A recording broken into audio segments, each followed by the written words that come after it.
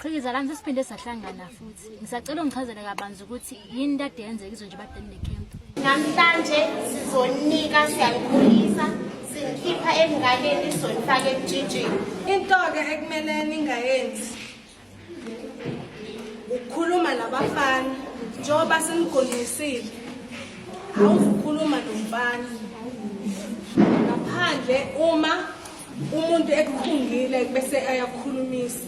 Nami ngizosho ukuthi njengoba sengingenile entombini intombi ayiziqomeli yona. Intombi ayithuma amaqhikiza ukuthi ahambe ayogoma.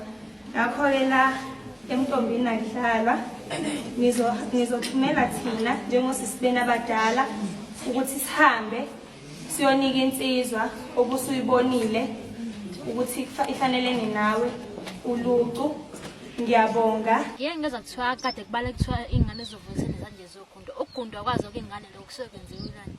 Manje engizokuchaza ukuthi uma sesisuka la sizobe ekuseni sesihamba sisemfuleni sesenyophutha amakhanda kube nembunculo.